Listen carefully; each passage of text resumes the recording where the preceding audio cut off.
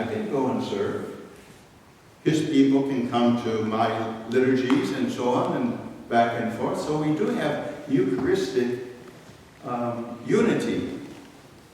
But as the late Archbishop Peter of New York said, it's not enough to have Eucharistic unity, in other words, recognizing that we are one church with the same sacraments, but that we have to be administratively one, and as the canons say, to have only one bishop in a city, because the bishop is a figure of Christ, which is a figure of a good shepherd, and he is the father of a flock. So therefore, in the same household, you don't have more than one father. You don't have more than one father. So in one city, or one area, given area instead of a city, in a given area, there should only be one superintendent. I guess the Presbyterians like to use that word superintendent. They don't say bishop, but it has the same idea. Episkopos, somebody overlooking, watching over the area. So this is our situation in North America. This is what it's like here. I have a stack of these programs, one on top of the other. So this is how it is in Russia. One church, one church in Greece, one church in Japan, and so on and so forth. The territory in those places has one hierarchy. This is how it is in North America. We overlap. I have parishes in the United States and Canada. So I'll say to Archbishop Benjamin, oh, you're in my territory. You understand that? He's the bishop of San Francisco and the Diocese of the West of the Orthodox Church in America. I have an ethnic diocese. So I am everywhere in the United States. In other words, if this is the Greek Archdiocese, that's the United States of the Greek Archdiocese. This is a Serbian church in North America. This is the Bulgarian church. This is the Romanian church. This is the OCA. This is the Ukrainian church, and so on. In other words, territorially, we're on top of one another. It's not supposed to be that way. If you were in Europe or any, wherever, Middle East, around the world, as His Grace said, you don't find in any Orthodox, we call them Orthodox countries, you don't find, for example, in Finland, if there's a Finnish Orthodox church which is self-ruling. But there are some immigrant parishes there, Romanian, Russian, maybe Greek, but those parishes are under the Church of Finland. It has a territory. Now in the Assembly of Bishops a couple of years ago, when most all of the bishops had thought that we understood Chambasy to say there has to be administrative unity in various places where there is not, one of the bishops said, well, America is a mission land because there is no local church. So anybody can come in because there's no local church. Understand that? That's very important. So we have this issue to say, okay, so everybody says, well, I have people from my country, I'm going to set up parishes, and I'm going to set up parishes from my country, and so forth. Because they do not see that this land of North America, that's the United States, that the United States is a territorial church. And that's one of the big issues. Is the church territorial?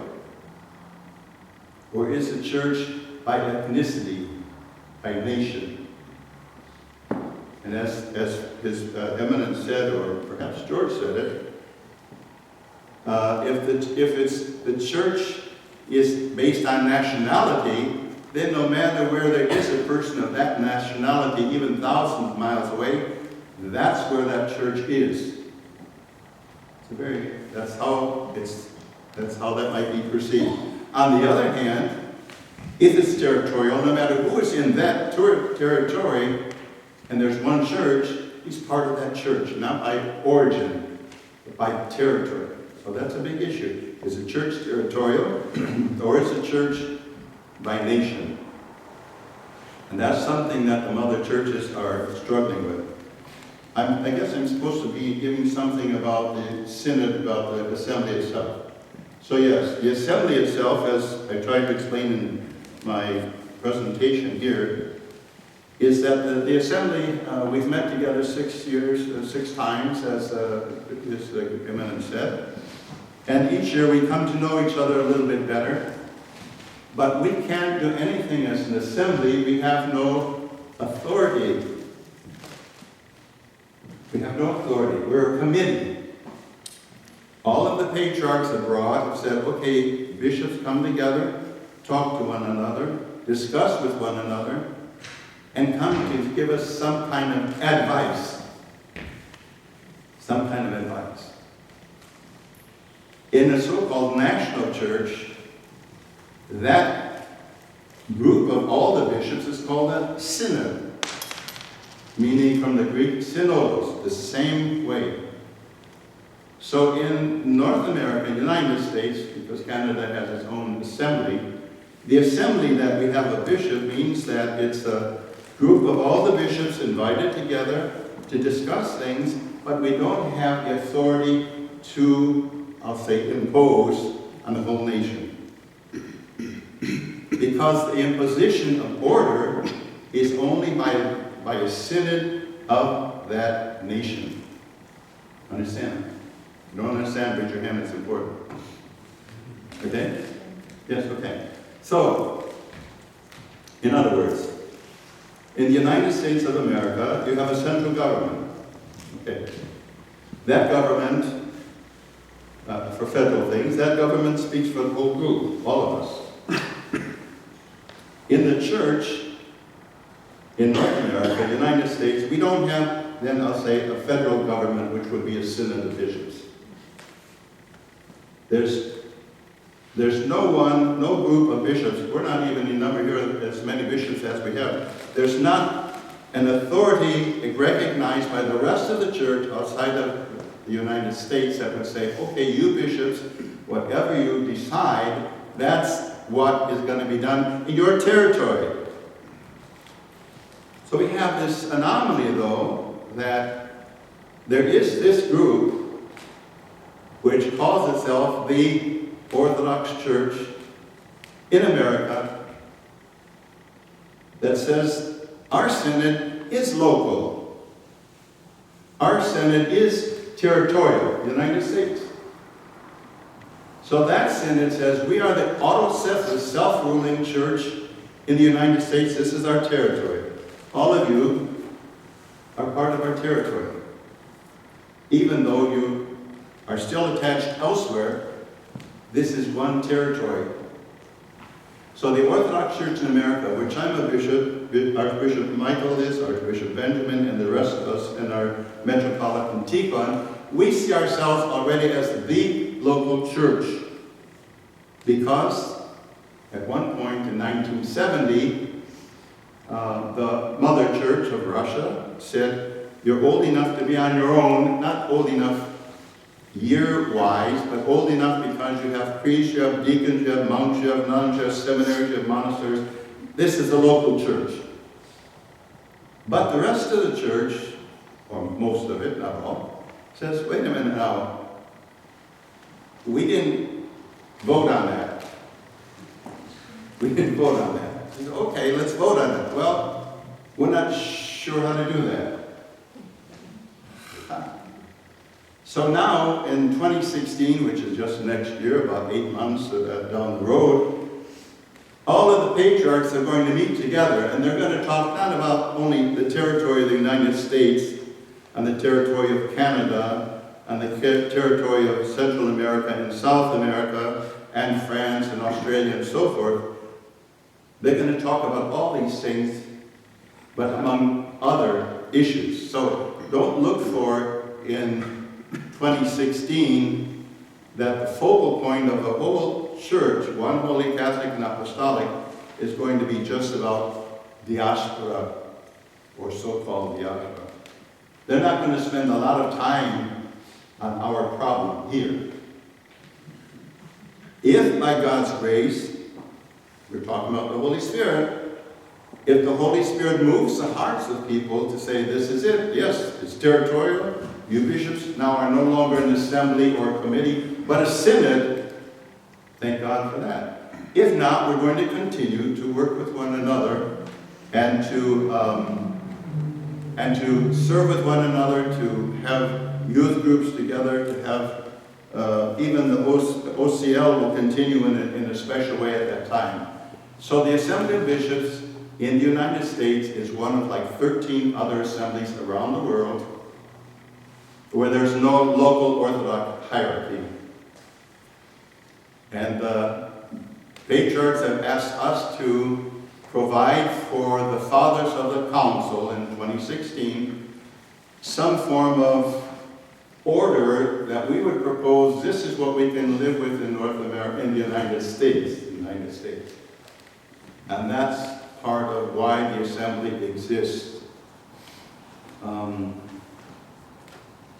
So, not to get further caught up in the tar baby,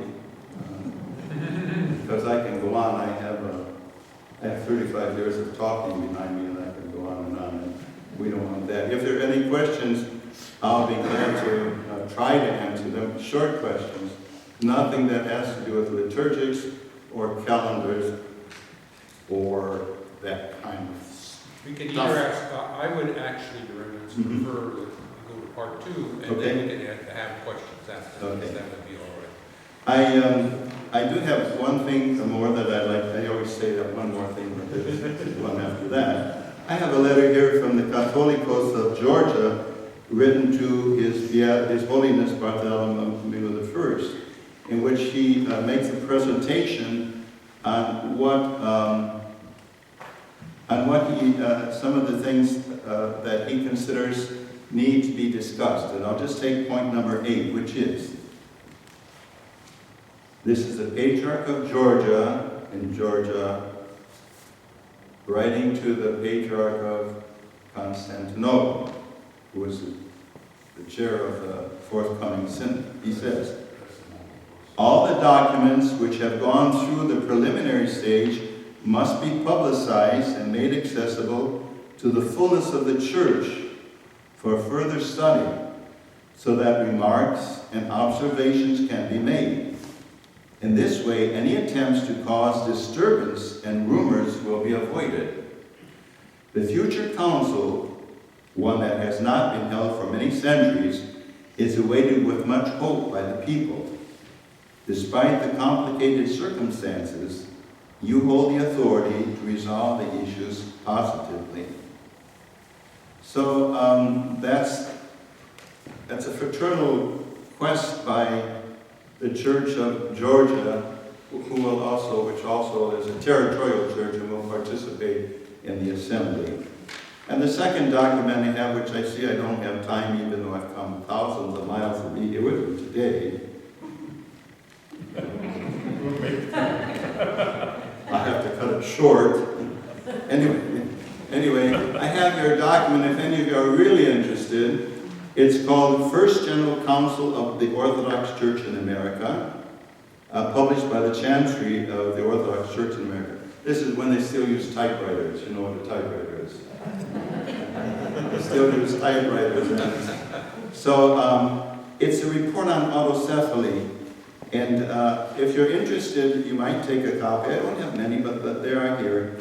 And it's what the Orthodox Church in America at that time proposed would be a way for all Orthodox Christians to have not only sacramental unity, but would have territorial administrative unity. And this was done in 1970. And of course, since that time, that's some 45 years. So if you're interested in it, you're welcome to take a copy that I have here. And I thank you for your patience. And you may now use the partly be as your own. Thank you, Your Eminence. Oh, yeah, and do need each other. See, we do need each other, don't we? Okay.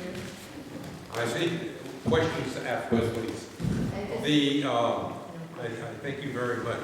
I think that the second part of the program is going to deal with the second part of the program is going to deal